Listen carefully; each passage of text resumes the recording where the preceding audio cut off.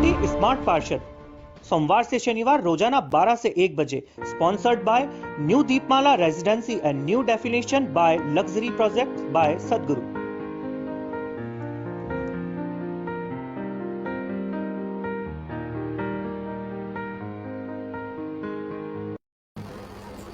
नमस्कार, स्वामी न्यूज के सभी दर्शकों का हमारे खास कार्यक्रम स्मार्ट पार्षद में स्वागत है। दर्शकों, जिस प्रकार से आप देख रहे हैं कि निरंतर हम आपसे शहर के जो 80 पार्षद चुनकर के आए हैं उनसे प्रत्येक वार्ड मेंबर के हिसाब से आपको रूबरू कराते हैं, जानते हैं उनकी क्या समस्याएं क्षेत्र की और उन्होंने क्या विकास योजनाएं बना रखी हैं, अजमेर शहर को लेकर के वो क्या सोचते हैं और नए सुझाव उनके पास क्या है। आज हमारे साथ स्टूडियो में मौजूद हैं वार्ड नंबर 49 से पार्षद लक्ष्मी बुंदेल। लक्ष्मी जी, हमारे स्टूडियो में आपका स्वागत है। नमस्ते सर। दर्शकों, जिस प्रकार से पूर्व में भी हमने महापौर से उनकी राय जानी, उप महापौर से राय जानी, वार्ड नंबर 1 से लेकर के निरंतर जो पार्षद आ रहे हैं, प्रतिपक्ष के नेता से भी कल हमारी मुलाकात हुई थी, उससे पूर्व जो कांग्रेस की द्रौपदी देवी हैं उनसे भी हमारी बातचीत हुई, रूबरू हुए थे। आज लक्ष्मी जो बुंदेल है ये भी आसपास के क्षेत्र से ही जो है, जो क्षेत्र है निचली बस्ती कहलाता है, वहां भी काफी समस्याएं हैं, गरीब तबके के लोग हैं। इसके बारे में हम इनसे चर्चा करेंगे। सर्वप्रथम मैं लक्ष्मी जी आपसे जानना चाहूंगा, आप बेसिकली कहाँ, उसी वार्ड से के ही रहने वाले हैं या कोई दूसरे और किसी वार्ड से? सर, सबसे पहले तो मैं आपकी टीम का बहुत तहे दिल से आभार व्यक्त करती हूँ कि आपके चैनल के माध्यम से समस्त जनता और मेरे वार्ड 49 के जो दर्शक है वो मुझे रूबरू देख पा रहे हैं। आपका बहुत बहुत आभार और धन्यवाद जी।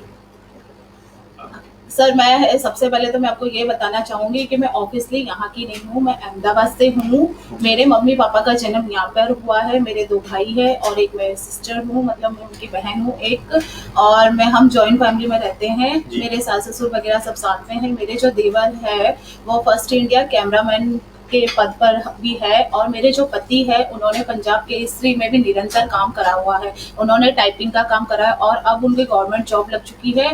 वो गवर्नमेंट में मतलब बाड़मेर में ट्रांसफर हो रखा है उनका और मतलब प्रोग्रामर की पोस्ट पर है। लक्ष्मी जी, आपकी जो प्रारंभिक शिक्षा है वो कहाँ से हुई और कहाँ तक आपने शिक्षा ग्रहण की हुई है? सर, मेरी शिक्षा अहमदाबाद से है और मैंने BA किया हुआ है। तो ये जो सामाजिक क्षेत्र से जुड़ने का मन में कब आया और कब से आप कांग्रेस पार्टी में जुड़े हुए हैं? सर, सामाजिक क्या मतलब, मैं तो जनता के लिए निरंतर मतलब सेवानिवृत्त हूँ। मैं आज से नहीं, कम से कम 6 से 7 साल से मैं निरंतर सेवा कर ही रही हूँ। मेरा मतलब चुनाव लड़ने का मकसद तो ये नहीं है कि राजनीति है या क्या है, मैं तो समाज सेवा करना चाहती हूँ। मैंने हमेशा से लोगों से मतलब 200 से 250 जो महिलाएं हैं मेरे साथ हमेशा चलती है, हमेशा रहती है। मैंने हमेशा उन लोगों का काम किया है और मुझे मतलब चुनाव तो मैं जन प्रतिनिधि के रूप में यहाँ पर आई हूँ। मुझे चुनाव लड़ने का मकसद नहीं था, लेकिन लोगों के लिए मतलब काम के लिए मुझे सीट की आवश्यकता थी। मैंने कहा सीट होते हुए तो क्या बहुत ज्यादा अच्छे से काम कर सकते हैं। लोगों का रुझान मेरी तरफ था, महिलाएं मेरे साथ संपर्क में थी, बड़े लोगों का आशीर्वाद था और आजकल के जो नौजवान युवक है, जो युवतियां हैं, वो मेरे साथ जुड़ी हुई है। लक्ष्मी जी, जिस प्रकार से देखा जाता है कि जो महिलाएं होती हैं किसी न किसी कार्य में उनकी रुचि होती है। वैसे जो घरेलू कार्य होते हैं वही सबसे बड़ी रुचि होती है क्योंकि उसको समय पे निपटाना बहुत जरूरी होता है। आपकी रुचि, आपके शौक क्या है, क्या हॉबी है आपकी? सर देखो, मैंने पार्लर का कोर्स भी करा हुआ है, ज्वेलरी मेकिंग का कोर्स भी करा हुआ है, बहुत सारे कोर्स करे हुए हैं। सिलाई वगैरह जो है मैं अपना का काम खुद ही करती हूँ। प्लस मैं अपने इन कामों के अलावा मुझे कुकिंग का बहुत अच्छे से शौक है, जो मैं अपने सास ससुर को खूब अच्छे से खाना बना के खिलाती हूँ और उसी तरह मेरे पति को भी बहुत अच्छे से खाना बना के, क्योंकि हमारे क्या साउथ इंडियन बहुत अच्छे से बनता है, डोसा वगैरह जो है मुझे बहुत अच्छे से आता है। शायद मैं इसी वजह से इन लोगों के यहाँ हूँ कि इनको भी मतलब साउथ इंडियन का बहुत शौक है जी। लक्ष्मी जी, और भी बहुत सारे सवाल हैं, मैं जानना चाहूंगा। आपके पति जो है गवर्नमेंट जॉब में हैं और आप एक गृहिणी भी हैं। पार्टी की तरफ आने के लिए आपको प्रेरणा मिली परिवार की तरफ से और एक अनुमति भी जो होती है, तो किस प्रकार से परिवार का आपको सहयोग रहता है पार्टी में जाने के लिए? आपको पार्षद पद के लिए प्रत्याशी भी घोषित हुए, फिर आप जीत करके भी आए, तो इसमें पति का कितना सहयोग है, कितना हाथ है उनका? सर पति का तो मुझे पूरा ही सहयोग रहा है, तभी तो मैंने चुनाव लड़ा है, तभी सिंबल से मुझे टिकट मिला है और मैंने चुनाव लड़ा है। पहले तो क्या मेरे सास ससुर जी ने मुझे ऑफर करी कि मतलब इसके अलावा कुकिंग्स वगैरह के बच्चों को संभालने के अलावा आगे आप क्या काम कर सकते हो, तो मैंने कहा मैं करके दिखाऊंगी। कहना और करने में बहुत अंतर होता है। मैंने कहा मैंने अपनी सासू जी को कहा, सासू जी घर के थोड़े बहुत काम संभाल लेती थी, तो मैंने थोड़ा थोड़ा टाइम निकाल के सिलाई वगैरह सीखी। उसके अलावा जो टाइम मिलता था तो मैंने राजनीति में, मतलब मैं क्या समाज सेवा के भाव से आई हूँ राजनीति में, तो राजनीति तो एक अलग ही चीज है। फिर मैंने मतलब पार्टी को ज्वाइन किया, कांग्रेस पार्टी में पूरा समय बिताने की कोशिश करी। मेरे छोटे छोटे बच्चों को छोड़कर, मतलब अभी तो दो मेरी ट्विंस बेटी है और एक बेटा है। जो बेटा तो 14 साल का है और जो बेटियां हैं 7 साल की है। मैंने उनको मतलब जो भी टाइम मेरे लिए बचता था उस टाइम को निकाल के मैंने राजनीति में मतलब थोड़ा पैर रखा। उसके बाद कांग्रेस पार्टी से मुझे जब सिंबल मिला, मैंने आज से नहीं सर, मैं बहुत मतलब पहले से ही मतलब काम कर ही रही थी धीमे धीमे करके। फिर पार्टी ने मुझे सिंबल दिया और मैंने चुनाव लड़ा। जी लक्ष्मी जी, आपकी जो वार्ड है इसकी सीमाएं कहाँ से शुरू होती हैं और कहाँ तक है, कितना एरिया आता है इसमें? सर मेरा वार्ड ज्यादा बड़ा तो नहीं है, बहुत छोटा सा वार्ड है। मतलब 35 मतलब 3500 वोटर ही है, ज्यादा कुछ बड़ा तो है नहीं है। और सन फ्रांसिस स्कूल से लेके नॉन कनन का हाथा, लोहार बस्ती वगैरह का जो एरिया है और मतलब अच्छा है, ऐसा कुछ ज्यादा डिफिकल्ट नहीं है। और जो फिर आप जी दूसरा मैं ये जानना चाहूंगा, जो आपके सामने मतदाता थे, ये प्रत्याशी थे, मतदाता कितने हैं? सबसे पहले जो मतदाता पे आ जाते हैं, आपके क्षेत्र में मतदाता कितने हैं? सर 3500 वोटर है मेरे। और कितने प्रतिशत मतदान हुआ था? मेरे यहाँ 72% पर मतदान हुआ था। तो जो आपके प्रतिद्वंदी थे, ये माना जा रहा था, हमारे पास में भी खबरें आ रही थी लगातार, जब हमारा जो एग्जिट पोल हम लोग घोषणा कर रहे थे चुनाव से के दरमियान, उसमें आ रहा था कि कहीं ना कहीं निर्दलीय प्रत्याशी काफी खड़े हुए थे और कुछ निर्दलीयों द्वारा आपको हराने की पूरी मंशा थी कि किसी न किसी प्रकार से आपको हराया जाए। तो कौन कौन प्रत्याशी ऐसे थे मैदान में और कौन कौन सी पार्टी से थे? सर जो भी प्रत्याशी थे वो थे तो कांग्रेस पार्टी से ही थे, लेकिन उनको यदि सिंबल नहीं मिला तो उन्होंने निर्दलीय जो चुनाव लड़ा है और मुझे सिंबल मिल गया, तो उनका उद्देश्य यही था। जो भी खड़े हुए सब कांग्रेस पार्टी के विरोधी थे। उन्होंने ये सोचा कि मतलब मैं इनको हरा दूं, मुझे हरा दूं मुझे। और आपको पता है कि जनता ही जनार्दन है, जनता जो चाहती है वो ही होता है। जनता ने मुझे चाहा, उनको मतलब ऐसा था कि मैं इनको पार्टी से न होकर भी मतलब हरा पाऊंगा, ऐसा कुछ भी नहीं है। पार्टी हमेशा सदैव, और सब जानते हैं सर, जनता खुद भी समझदार है कि हमेशा वो सिंबल पर ही वोट देती है। और रही बात जो निर्दलीयों के, वो उनको क्या ओवर कॉन्फिडेंट हो गया था कि हम जीत जाएंगे, हम जीत जाएंगे। आपको पता होगा कि जो मेरा क्षेत्र है वो हेमंत भाटी जी का जो गृह उद्योग है, जो वो हमेशा वीडियो का काम करते हैं और कांग्रेस पार्टी को भी सपोर्ट किया। भैया भी क्या गरीबों की मदद करते हैं। इस तरह से मुझे मतलब इतनी परेशानी नहीं हुई कि मतलब मैं जीत नहीं पाऊंगी कि क्या है। मुझे पूरा भैया का पूरा सपोर्ट रहा है। भैया ने मेरे चुनाव में पूरे पर्चे वर्चे बंटवाए, पूरा सहयोग था और पूरी कांग्रेस पार्टी का मेरे ऊपर सहयोग हाथ बना हुआ था। तो आपके जो निकटतम प्रतिद्वंदी थे उनको आपने कितने मतों से हराया था? सर मैंने उनको 224 मतों से हराया। आपने जब अभी चुनाव लड़ रहे थे, ये पहला चुनाव है आपके जो राजनीति जीवन का है, पिछले काफी वर्षों से आप कांग्रेस पार्टी से जुड़े हुए भी हैं, तो ये जो आपने चुनाव लड़ा और चुनाव लड़ते वक्त आपको क्या चैलेंजेस, क्या अनुभव सामने आए, किस तरह से आप जब डोर टू डोर मिल रहे थे तो आपको कैसा लगा? सर जो मेरे विरोधी थे ना, तो मुझे उनकी क्या एक ही बात खली हुई थी। मतलब उनका कहना ये था कि जो लिपस्टिक लगा के और तैयार होकर मतलब जो लेडी घर से बाहर निकलती है तो वो चुनाव कोई जीत पाएगी क्या। मैंने कहा, मैंने भी उनका चैलेंज एक्सेप्ट किया। मैंने कहा क्यों ना, कि वो रोड नाले थोड़ी कोई बनवा सकती है। मैंने कहा मैं आपको पूरा चैलेंज किया, मैं पूरा विश्वास दिलाती हूँ और कांग्रेस पार्टी को पूरा विश्वास दिलाती हूँ। यदि पार्टी मुझे सिंबल देती है तो मैं पूरा जीत के और पूरे विश्वास के और अच्छे मतों से जीत के बाहर आऊंगी। लक्ष्मी जी, जिस प्रकार से आपने पार्षद का चुनाव भी लड़ा है, तो कहीं ना कहीं जो पार्टी की जिम्मेदारी है वो आप पर आप बढ़ेंगी। पार्टी आप पर विश्वास जता करके आपको टिकट दिया और आपने भी उनके विश्वास पर खरा उतरते हुए और चुनाव में पार्टी को एक सीट ला करके दी है। तो पार्टी आप पर विश्वास करते हुए आप पर, आपके कंधों पे भार डालती है, तो आप पार्टी को मजबूत करने के लिए क्या प्रयत्न करेंगे? महिलाओं को किस प्रकार से जोड़ेंगे कांग्रेस पार्टी से? सर देखिए, पहला तो मेरा रुझान ही महिलाओं की तरफ है। महिलाएं जब मेरे साथ आती है, मुझे खुद को भी अच्छा लगता है कि जब मैं उनके कामों को क्यों ना कर सकती हूँ। अब जब पार्टी ने मुझ पर विश्वास जताया है, मुझे सिंबल दिया है, मुझे जिताया है, तो मैं पूरी ऑब्वियसली उनके साथ ही जुड़ी हुई। और आप मानोगे नहीं, जब मैं जीत कर आई थी, जब फर्स्ट बार मैंने चाय मतलब लोहार बस्ती में जाकर, तो उनको भी क्या मेरे से बहुत उम्मीद है, महिलाओं को भी बहुत उम्मीद है। मैं ये चाहती हूँ कि मैं पूरा मतलब सारा जो मेरा टाइम स्पेंड होता है वो महिलाओं के साथ ही स्पेंड होता है। जिस प्रकार से देखा जा रहा है कि पहले जो ये वार्ड नंबर 34 हुआ करता था, लेकिन इसके 2 टुकड़े हो गए, एक 48 बना और एक 49 कर दिया गया, तो वार्ड काफी छोटा हो गया। ऐसे में जब ये अभी लॉकडाउन का समय आया था और गरीब तबके के लोग काफी परेशान हो रहे थे, ऐसे समय में लॉकडाउन के समय कोरोना महाकाल में जब ये चला, तो आपकी किस प्रकार से सेवाएं रही? आपने क्षेत्रवासियों की किस प्रकार से मदद की? सर कोरोना जब महामारी चली थी तो उसमें मैंने ये थोड़ी सोचा था कि मतलब मैं आगे चुनाव लड़ूंगी कि नहीं लड़ूंगी, कि क्या मैंने निस्वार्थ भाव से हमेशा मेरा मतलब गरीब तबके के जो लोग हैं, जो निचली बस्ती के लोग हैं, उनके लिए हमेशा से रुझान रहा है कि मैं क्यों ना इनके लिए कुछ कर पाऊँ। मैंने ये नहीं देखा कि मतलब मेरे पक्ष में ही सारी चीजें चलती जाएगी, कि ये मतलब एससी वार्ड हो जाएगा या महिला वार्ड हो जाएगा, क्या मुझे सिंबल मिल जाएगा। मैंने ऐसा कुछ भी नहीं सोचा, मैंने उनकी हमेशा मदद करी है। मैंने मतलब मेरे पति को भी ये कहा कि आज उनको जरूरत है, इसीलिए तो वो अपन से मांग रहे हैं। यदि जरूरत नहीं होती या वो कमा पाते तो वो अपने पास थोड़ी आते। मैंने कहा इसलिए ये ना देख करके मुझे चुनाव लड़ना है कि नहीं लड़ना है, राजनीति का एक अलग उद्देश्य है। मैंने तो समाज सेवा करी, मुझसे जितना भी हुआ। आप मानोगे नहीं, कम से कम सर 1000 से 1200 तो मैंने अपने ही जेब से मतलब अपने खर्चे पर मतलब आटे के कट्टे बाटे, कंटिन्यू मैंने सब्जियां बंटवाई है, घर में खाना बनवा के भी बंटवाया है। मैंने हमेशा मतलब निस्वार्थ भाव से इन लोगों के लिए सेवा करी। जी।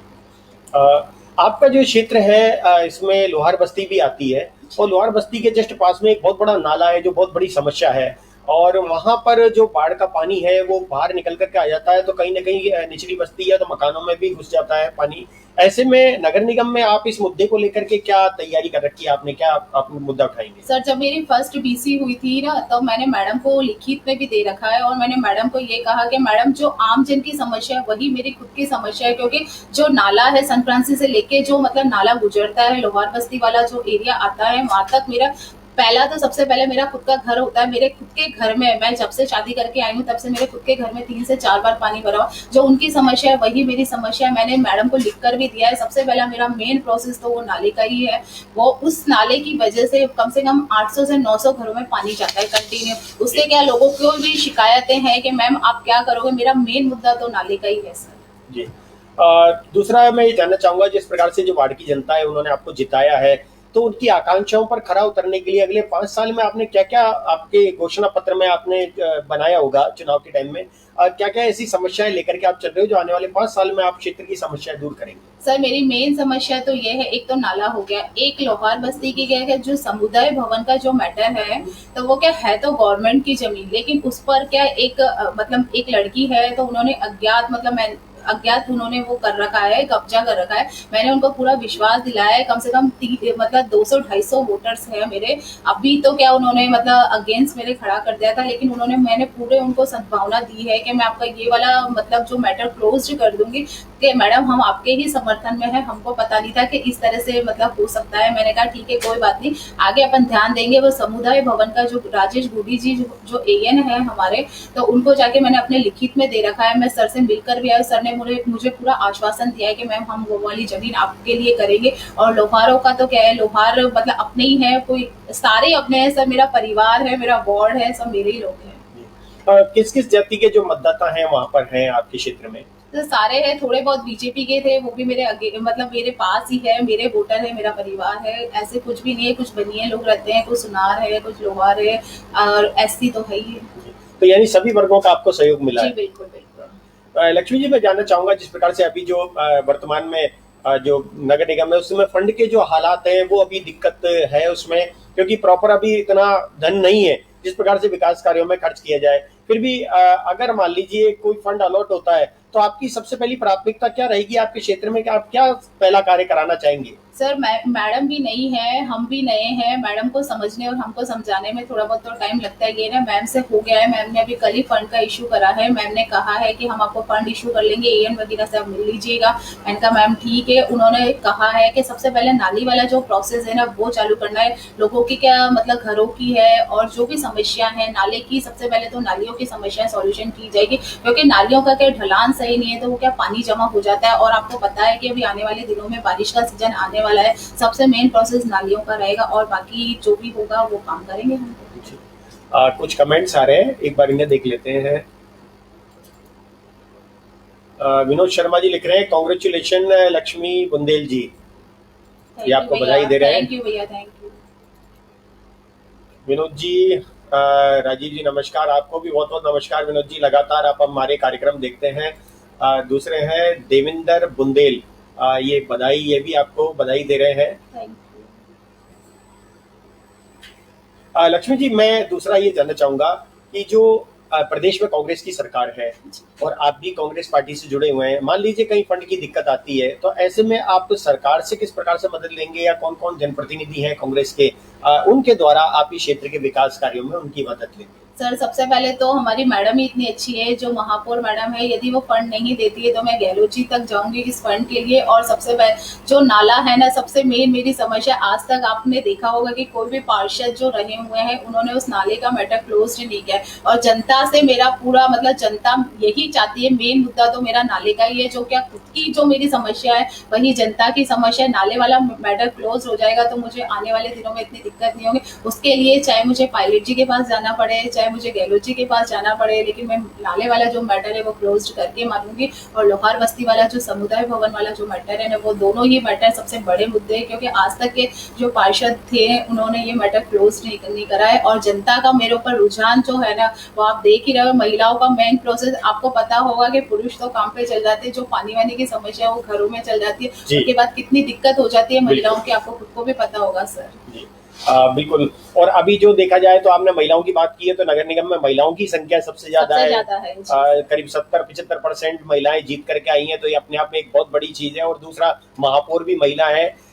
दूसरा, जब महिला की बात चली है तो मैं ये जानना चाहूंगा, दक्षिण जो विधायक है अनीता बदेल, उनसे आप किस प्रकार से संपर्क करेंगे? देखिए, जब पार्टी को दरकिनार करना पड़ता है, पार्टी पॉलिटिक्स को, जब विकास का मुद्दा होता है, तो क्षेत्र का विकास हो चाहे शहर का विकास हो, उसको लेकर के आप किस प्रकार से उनसे संपर्क करेंगे और क्या क्या मांग आपकी रहेंगी आपके क्षेत्र की? सर, चुनाव तक ही रहता है ये पार्टी का जो रहता है ना, कांग्रेस है चाहे बीजेपी है, वो मैडम भी हमारी है। हम जाएंगे मैडम से, और मैडम क्यों ना हमारी बात को सुनेगी, क्योंकि ये मेरा पर्सनल मैटर तो है नहीं ना सर। जनता का रुझान है, आने वाले चुनाव में यदि वो टिकट मांगती है, चाहे वो एमएलए का हो चाहे कोई भी टिकट मांगती है, तो उनको भी तो जनता से आश्वासन मिलना ही चाहिए ना।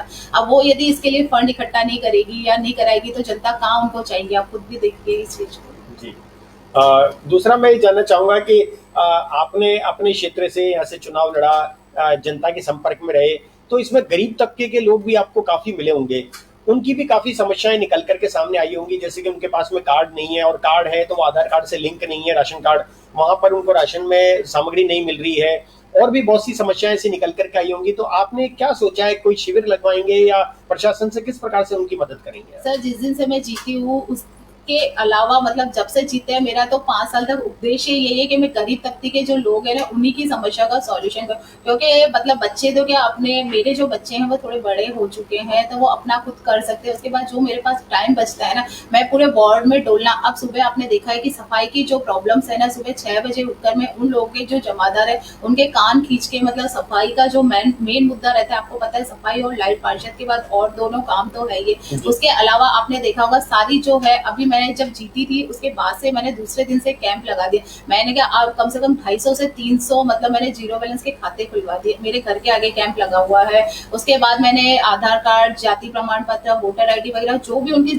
समस्याएं, क्योंकि आपको पता होगा कि मतलब जो बुजुर्ग महिलाएं, चाहे आज अपन को भी मतलब आलस आता है कि चलो क्यों ना आज नहीं अपन कल कर लेते, क्यों नहीं कल, क्यों नहीं आज ही करो ना। इसके लिए क्या मैंने कैंप की पूरी व्यवस्था करी हुई है। मतलब जैसे दो 4 दिनों में मतलब उसको लगाया जा रहा है। जो भी परेशानी है, क्योंकि मतलब जो महिलाएं या पुरुष दूर नहीं जा पाए, तो कम से कम मेरे घर के अपने वार्ड के लोग तो मतलब उसके लिए निरंतर आ सकते हैं और उनका काम हो सकता है। जी। लक्ष्मी जी, जिस प्रकार से देखा जा रहा था कि जो पार्टी ने टिकट बांटे थे, उससे पहले की जो एक गणना आ रही थी, समीकरण आ रहे थे कि कांग्रेस का बोर्ड बनेगा और कांग्रेस की सीटें काफी आएंगी। 60 वार्ड से बढ़ा के जो कांग्रेस पार्टी और दूसरे दलों ने मिलकर के परिसीमन के लिए जो बातें रखी थी, वो परिसीमन हुआ भी, लेकिन इसका लाभ कहीं ना कहीं कांग्रेस पार्टी को मिलने वाला था, लेकिन नहीं मिला और कांग्रेस पार्टी 18 सीटों पे सिमट करके रह गई। इसके क्या कारण मानते हैं आपके, कांग्रेस पार्टी को इतनी कम सीटें प्राप्त हुई पूरे शहर में? सर, ऐसा तो कुछ नहीं है। जो हमारे मतलब है बड़े अधिकारी हैं, बड़े सर हैं, जो भी है, इवन पार्टी जी हो गए, अध्यक्ष जी हो गए, इन लोगों ने मतलब आपस में बैठ के जो भी सीटें निकाली है, उसके लिए बोर्ड तो बन जाता है, ऐसा कुछ नहीं है। लेकिन अंदर से क्या निर्दलीय जो खड़े हो गए वो जीत गए, उन्होंने क्या अभी तक पार्टी को ज्वाइन नहीं किया, नहीं तो हमारा आराम से बोर्ड बनता। जी, तो आप ये मानते हैं कि कहीं ना कहीं जो बागी थे उन बागी की वजह से और टिकट वितरण को लेकर के भी कुछ गड़बड़ियां सामने आई है। सर गड़बड़ियाँ तो क्या होती रहती है, बड़े हैं बैठे हुए हैं, जो आला कमान है उन्होंने जो आदेश करे होंगे वही सही है। देखा जाता है कि जो निचली बस्तियां हैं, वार्ड 48, वार्ड 49, 50 आसपास का जो एरिया है, यहाँ पर कहीं भी जो है सामुदायिक स्वास्थ्य केंद्र जो होता है वो नहीं है। उसके लिए आपने क्या सोचा है, कोई जमीन चिन्हित कर रखी है, या आपने आने वाले टाइम में क्या सोचा है कि यह चिकित्सा सुविधा मिल सके? क्योंकि देखिए इमरजेंसी आती है तो सकड़ी गलियां भी हैं उस एरिया के अंदर, वहां से निकल के बाहर आना बहुत मुश्किल होता है। तो उसके लिए आपने क्या सोचा है कि इलाज के लिए क्या होना चाहिए? सर सबसे पहले तो मैं आपको बताना चाहूंगी कि जो स्वास्थ्य के लिए आप कह रहे हो ना, तो मैंने सोचा तो है। इसके लिए मैं मैम से भी पूरा मतलब महापौर मैम है, उनके घर भी गए थे, हम लोगों ने उनसे संपर्क भी करा है। हमारे वार्ड में नहीं बन सकती, अदर कोई वार्ड में बन जाए, कोई दिक्कत नहीं है। जहाँ जगह होगी चिन्हित होगी मैम बनाना चाहेगी, क्योंकि आज आपको पता है GLN मतलब बहुत दूर पड़ जाता है, इमरजेंसी हो जाती है, वहां तक जाते जाते कुछ हो जाए, इसलिए हम लोग यही चाहते। हम लोगों ने बाकी पार्षदों से मिलकर भी इसके लिए मतलब रुझान बनाया हुआ है कि यहाँ पे स्वास्थ्य का एक बन जाए, केंद्र बन जाए। और सर मैं एक बात आपको बताना चाहूंगी कि मेरा जो वार्ड है ना, उसके अंदर आंगनबाड़ी के लिए कोई भी जगह नहीं है, क्योंकि हमेशा मतलब आंगनबाड़ी की जो महिलाएं, जो कार्यकर्ता है, जो सहायिका है, वो हमेशा मुझे आकर ये कहती है कि मैम है ना, हमारे लिए निश्चित कोई स्थान नहीं है। तो मैं आपको ये बताना चाहूंगी आपके चैनल्स के माध्यम से कि मैम से मैं रिक्वेस्ट करूंगी, महापौर मैम से और अनीता बदेल मैम से, कि इसके लिए कोई जगह निश्चित किए जाए, ताकि क्या मतलब इधर से उधर सामान ले जाना हमेशा पॉसिबल नहीं होता है। तो उन्होंने मुझसे रिक्वेस्ट करी है कि मैम हम यही चाहते हैं कि हमारी जो आपने पार्षद बन के आई हो, क्योंकि मैं भी एक महिला ही हूँ और आंगनबाड़ी वाली जो लोग महिलाएं हैं वो भी मुझसे बहुत अच्छे से संपर्क में, उनके लिए मैं एक जगह घोषित करवाना चाहती हूँ, ताकि क्या वो एक जगह ठिकाना बना सके उनके लिए।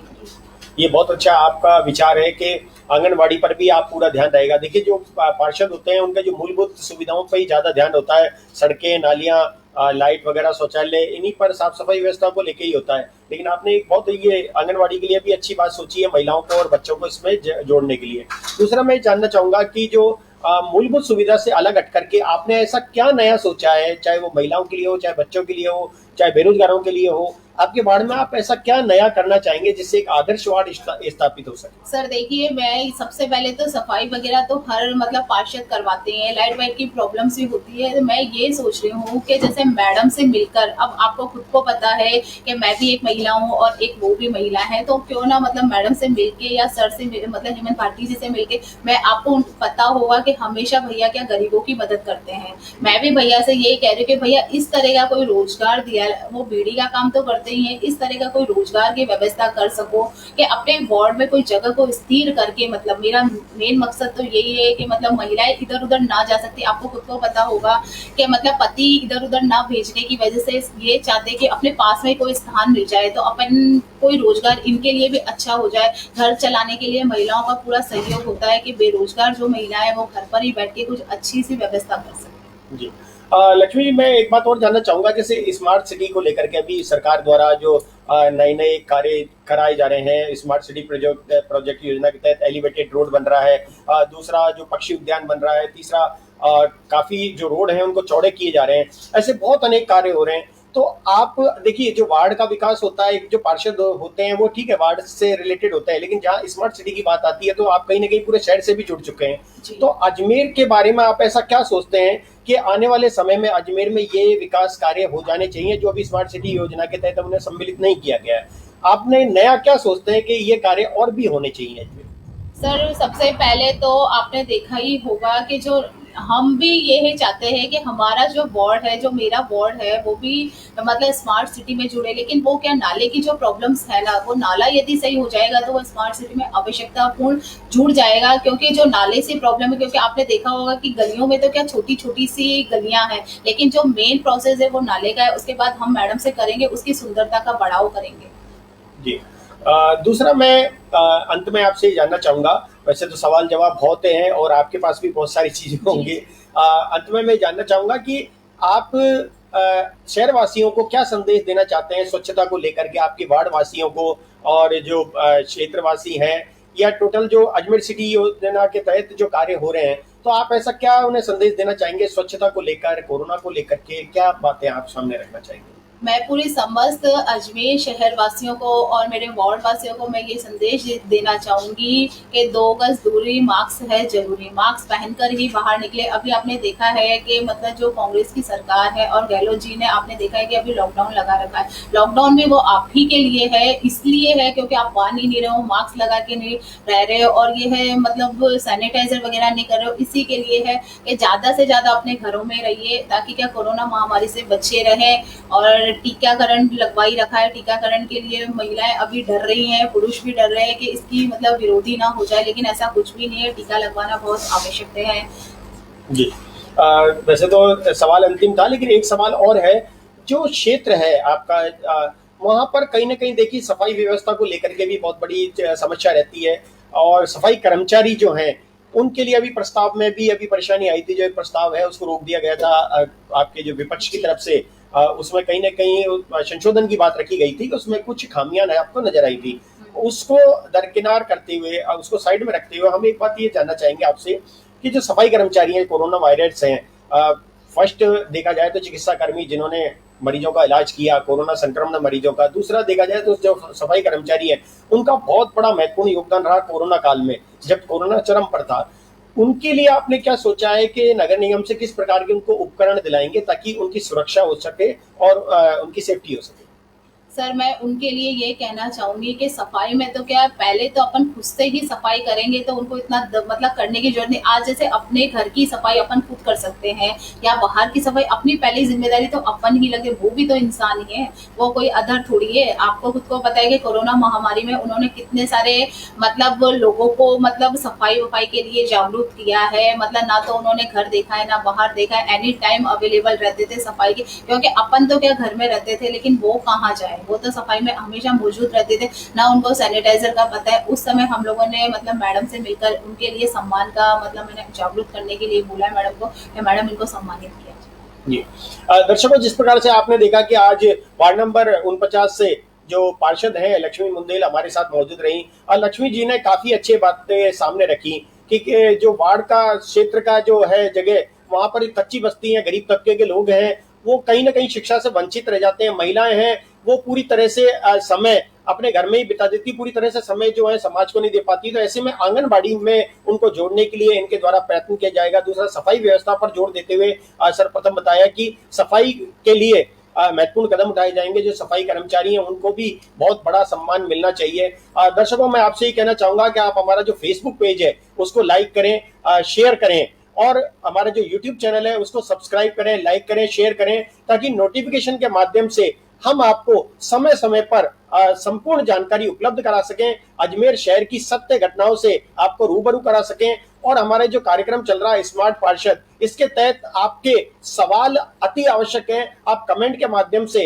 आपसे जुड़े हुए जो पार्षद हैं उनसे आप सवाल पूछ सकते हैं। उन्हें कोई नए सुझाव आपके दिमाग में आ रहे हैं तो आप उन्हें सुझाव दे सकते हैं कि आप और क्या चाहते हैं, आपके क्षेत्र में किस तरह का वार्ड का विकास आप चाहते हैं। जिस प्रकार से आपने देखा, अब हम आपके लिए और भी नए नए कार्यक्रम लेकर के आ रहे हैं। हमारा प्रत्येक क्षेत्र में हमारा मकसद रहता है कि जनता तक हम अच्छे अच्छे कार्य जो है प्रशासन के हो, चाहे पार्षद के हो, चाहे प्रतिनिधि के हो, आपके पास तुरंत पहुंचाएं। कुछ कार्यक्रम जो हैं वो आपके पसंदीदा कार्यक्रम होते हैं। जिस प्रकार से हमारा शनिवार को कलांकुर होता है, ज्योतिष से संबंधित है, हमारा प्रॉपर्टी से रिलेटेड है, खेल खिलाड़ी का कार्यक्रम है, महिलाओं के लिए भी हम एक स्पेशल कार्यक्रम शुरू करने जा रहे हैं।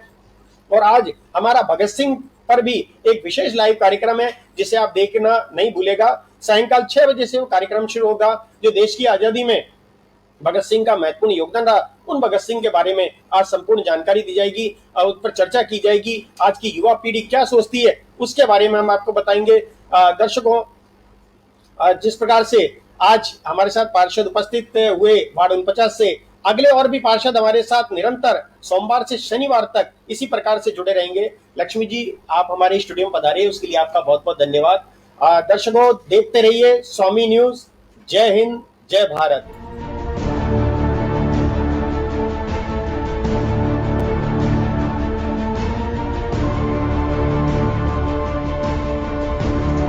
स्मार्ट सिटी स्मार्ट पार्षद, सोमवार से शनिवार रोजाना 12 से 1 बजे, sponsored by new Deepmala residency and new definition bye luxury project by सदगुरु।